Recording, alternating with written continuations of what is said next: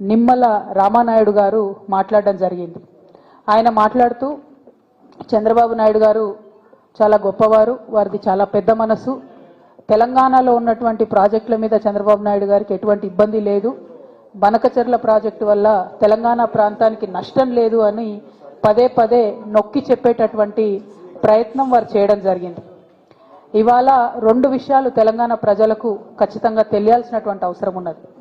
వారు రామానాయుడు గారు మాట్లాడుతూ ఇంకో మాట కూడా అన్నారు, కేసీఆర్ గారే ఒప్పుకున్నారు గోదావరి నది నీళ్లు ఆంధ్ర గవర్నమెంట్ తీసుకెళ్లడానికని. అయితే వీటన్నిటి మీద తెలంగాణ ప్రజలకు స్పష్టత ఇవ్వాల్సినటువంటి అవసరం ఉందని భావించి ఇవాళ మీడియా సమావేశం ఏర్పాటు చేయడం జరిగింది. ఆనాడు కేసీఆర్ గారు చెప్పింది ఒకటే మాట, వేస్ట్గా సముద్రంలోకి పోతున్నటువంటి నీళ్లు రెండు తెలుగు రాష్ట్రాలు కూడా వాడుకోవాలి, వాటిని మన పొలాలకు మళ్లించుకోవాలని చెప్పింది. కానీ చెప్పేటప్పుడు మనం పెట్టినటువంటి కండిషన్ ఏంటిది, ఖచ్చితంగా నదుల లింకేజ్ అనేటటువంటిది జరిగినప్పుడు గోదావరి నది నుండి నీళ్లు ఇతర నదులకు లింక్ చేసినప్పుడు ఖచ్చితంగా తుపాకులగూడెం మన తెలంగాణ భూభాగంలో ఉన్నటువంటి తుపాకులగూడెం బ్యారేజ్ వద్దనే లింకేజ్ పాయింట్ ఉండాలి, అది కాకుండా వేరే ఏ పాయింట్ ప్రపోజ్ చేసినా మేము ఒప్పుకోము అని కేసీఆర్ గారు చాలా స్పష్టంగా చెప్పినారు. జగన్మోహన్ రెడ్డి గారి ప్రభుత్వంలో కూడా లింకేజ్ పాయింట్ పోలవరం అని చెప్పి వారు చెప్పినప్పుడు ఆ ప్రతిపాదనను తిరస్కరించిండ్రు కేసీఆర్ గారు తప్పితే ఏనాడు కూడా ఆ ప్రతిపాదనను ఒప్పుకోలేదు. ఎందుకంటే గోదావరి నీళ్లు కృష్ణకి ఆ తర్వాత కావేరికి కలిపేటటువంటి పెన్నాకి అక్కడి నుంచి కావేరికి కలిపేటటువంటి ప్రతిపాదన ఏదైతే ఉందో అది ఒకవేళ కేసీఆర్ గారు చెప్పినట్టు తుపాకులగూడెం దగ్గర జరిగితే మన వరంగల్కి, మన సూర్యాపేటకి, మన నల్గొండకి, ఖమ్మంలో కొంత భాగానికి, మహబూబాద్ జిల్లాకి, అట్లానే ఇప్పుడు ముఖ్యమంత్రి గారు ప్రాతినిధ్యం వహిస్తున్నటువంటి ఉమ్మడి మహబూబ్ నగర్ జిల్లాకి, కంప్లీట్ రంగారెడ్డి జిల్లాకి, ఇప్పుడు మనం మూసీ ప్రక్షాళన కోసం చూసేటటువంటి ప్రాజెక్ట్కి అన్నిటికీ కూడా గోదావరి నీళ్లు మనకు పుష్కలంగా లభించేటటువంటి ఆస్కారం ఉంటుంది. మరి అక్కడ కాదని పోలవరం దగ్గర కనుక ఈ లింకేజ్ పాయింట్ పెట్టుకున్నట్టయితే ఇప్పుడు నేను చెప్పినటువంటి ఈ ప్రాంతాలన్నిటికీ కూడా తరతరాలకు తీరని అన్యాయం జరుగుతుంది. కాబట్టి ఎట్టి పరిస్థితుల్లో గోదావరి నీళ్లను కృష్ణాకి, పెన్నాకి, కావేరికి అనుసంధానం చేసేటటువంటి ప్రాజెక్టు లింకేజ్ పాయింట్ తుపాకులగూడెంలోనే ఉండాలని చెప్పి తెలంగాణ ప్రజలందరి తరఫున కూడా నేను డిమాండ్ చేస్తా ఉన్నాను. అదేవిధంగా మరి ఇవాళ చంద్రబాబు నాయుడు గారు బీజేపీ గవర్నమెంట్లో ఎన్డీఏలో భాగస్వామ్యంగా ఉన్నారు కాబట్టి వారి యొక్క ప్రాబల్యాన్ని వాడి వారు చాలా తెలివిగా ఇది గోదావరి కృష్ణా లింకేజ్ అని చెప్పకుండా గోదావరి కావేరి, గోదావరి పెన్నా లింకేజ్ అని చెప్పి 60% నిధులు కేంద్ర ప్రభుత్వం నుండి తెచ్చుకుంటున్నారు. ఆయన చంద్రబాబు నాయుడు గారు వాళ్ళ ప్రాంతానికి లాభమయ్యే పనిచేస్తున్నారు.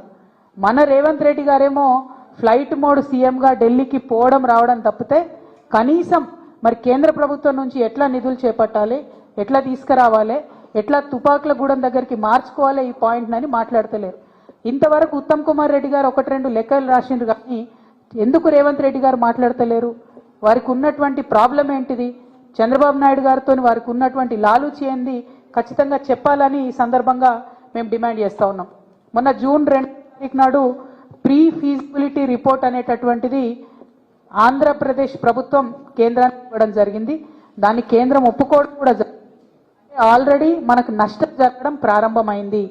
అయినా కూడా మన రాష్ట్ర ముఖ్యమంత్రి స్పందించకపోవడం నిజంగా దుర్మార్గం. ఇది కేవలం తెలంగాణ ఆయన చేసేటటువంటి ద్రోహం తప్ప ఇంకోటి కాదని ఈ సందర్భంగా నేను తెలియజేస్తా ఉన్నాను. అదేవిధంగా చంద్రబాబు నాయుడు గారు మరి తెలంగాణలో కట్టేటటువంటి ప్రాజెక్టులకు వ్యతిరేకం కాదని ఆంధ్ర మంత్రివర్యులు రామానాయుడు గారు చెప్పడం జరిగింది. రామానాయుడు గారికి నేను ప్రత్యేకంగా గుర్తు చేస్తా ఉన్నాను, మేము తెలంగాణలో పాలమూరు రంగారెడ్డి కట్టుకున్నప్పుడు, కాళేశ్వరం ప్రాజెక్టు కట్టుకున్నప్పుడు మీరు పుంకానుపుంకలుగా ఆనాడు చంద్రబాబు నాయుడు గారు అధికారంలో ఉన్నప్పుడు కేంద్ర ప్రభుత్వానికి లేఖలు రాసిన విషయం రామానాయుడు గారు గుర్తుపెట్టుకోవాలి. మీరు సీనియర్ సభ్యులు, ఇదివరకు కూడా ఎమ్మెల్యేగా ఉన్నటువంటి వారు, మీరు దయచేసి ఆ ఉత్తరాలన్నీ కూడా చూసుకోండి.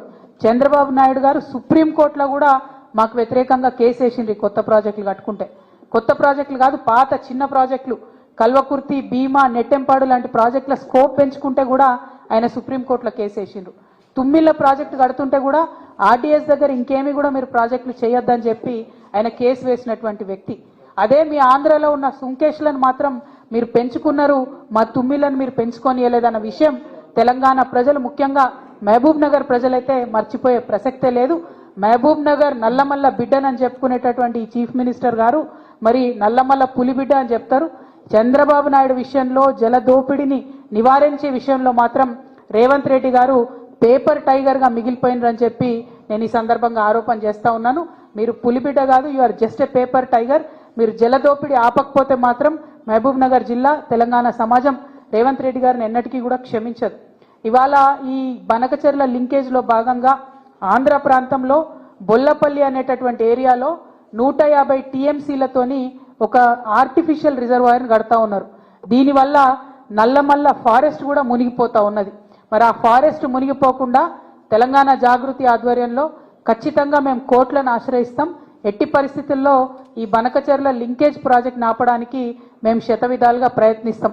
ఇదివరకు తెలంగాణ జాగృతి ఆధ్వర్యంలో ఉమ్మడి ఆంధ్రప్రదేశ్లో పోలవరం మీద కూడా మేము కేసులు వేసి ఆపే ప్రయత్నం చేసినాం. సో అదే ప్రయత్నం ఇప్పుడు ఈ బొల్లపల్లి రిజర్వాయర్ని కూడా ఆపే ప్రయత్నం చేస్తాం. ముఖ్యమంత్రి గారు నేను సవాల్ చేస్తున్నా, మీరు నిజంగా నల్లమల్ల పులిబిడ్డ అయితే ఈ బొల్లపల్లి రిజర్వాయర్ కట్టకుండా అడ్డుకోండి. దానివల్ల నల్లమల్ల ఫారెస్ట్ కూడా మునిగిపోతా ఉన్నది. మరి ఈ ముఖ్యమంత్రి గారు ఢిల్లీకి వెళ్తున్నటువంటి సందర్భంలో వారు నేను ఇంకొక డిమాండ్ చేస్తా ఉన్నా, మీరు ఇన్నిసార్లు ఢిల్లీకి పోయొచ్చారు కానీ ఎప్పుడు కూడా నరేంద్ర మోడీ గారిని మీరు బీసీ బిల్లు గురించి అడగలేదు. మీరు రాహుల్ గాంధీ గారు చెప్పారు కాబట్టి నేను బీసీ బిల్లు పెట్టినా అన్నారు. రాహుల్ గాంధీ గారు చెప్పినారు కాబట్టి కులగన్న వేసినా అన్నారు.